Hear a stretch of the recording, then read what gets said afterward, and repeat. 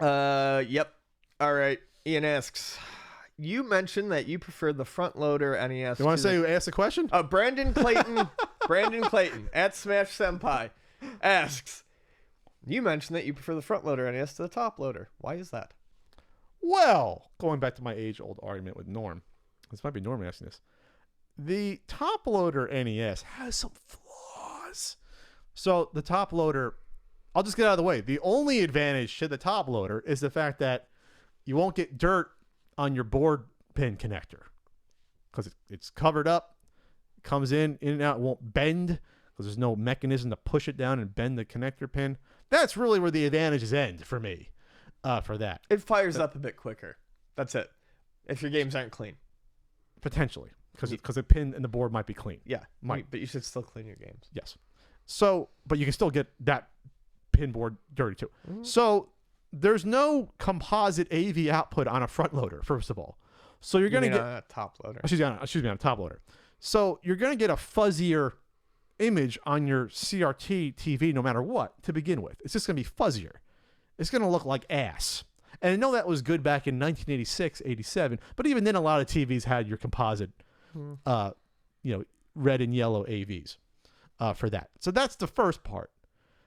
Second of all, a lot of times I don't think that the RF, I think even shielding was kind of shoddy on some of those top loaders. On almost all of them, you get the faint jail bar lines, which drive me insane. Imagine playing Super Mario Brothers and you have lines across the screen that looks like they're embedded in the graphics of the game. It looks terrible. And you say faint, and some it's worse where it's heavy. It depends on the coloration, the colors of the background and the foreground. So you have a distracting bullshit on your image now that you're playing. And third, so they took out the lockout chip. That's cool. So then you won't get the lockout chip potentially firing and that's what the blinking light is. The blinking light, but that's if it's dirty, if your game's dirty, you'll get the blinking, color. But if it's clean, you still might get it blinking with the game on, which means sometimes it's off a little bit or the lockout chip's not firing properly. But usually it doesn't happen. You can usually press reset and usually it takes care of it on a front loader. But taking out the lockout chip though has another side effect that most people don't give a shit about, but I do. You can't play some original NES games without a lockout chip. You can't play some of the unlicensed Camerica games, some of the AVE games like Action 52. They look for the lockout chip to bypass it. If you don't have the lockout chip, they can never bypass it. You can't play it. Like Coltron 6-1, games like that. So if you don't give a shit about that, you're only playing your licensed games, that's fine. But you're getting rid of some dozens of games potentially playing the top loader. So when you run through all those scenarios, I'm like, well, what are the advantages of it? And to me, there really then at that point really aren't any besides, yes, the pin's cleaner overall. And that's it for me. I actually prefer the front loader to the top loader as well. The lockout chip stuff is important, but that's not my huge issue. The lack of AV out is annoying, but really, some people don't really notice the lines at all. Some people, it drives them nuts. The jail bars? Yeah. I've had 3 or 4 top loaders, and every single one I've gotten rid of because the jail bar lines drive me insane. Once I saw them, I couldn't unsee them on some games.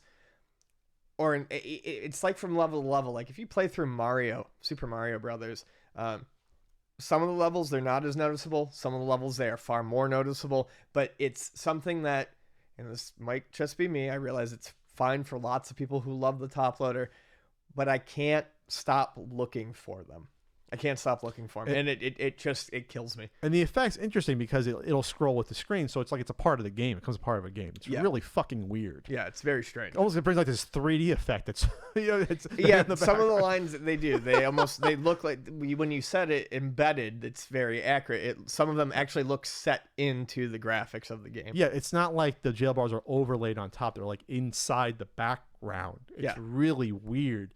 So of course, if you can always say, "Oh, get your top loader modded," yes, you can do that, and if you get a good job, it'll get rid of the jail bars, I think, and then you'll get the AV out. You can do that. And then at that point, I'm just like, well, my front loader is working just fine. Exactly. It's bulkier. Yeah, we get it. One of the big benefits, though, and I will say this, and this is something that always comes to me too late, is one of the nice benefits of the top loader is with an adapter, you can play a lot more Famicom games without issues because you don't have to worry about the tall carts, the high carts. You don't worry with the ribbon shit, pull it out, things like that. It is easier to play Famicom cartridges on the top loader. So get that honeybee out there. There is that going for it. I haven't found my honeybee yet. Just realized that. God, I feel lonely in this place in Castle Country.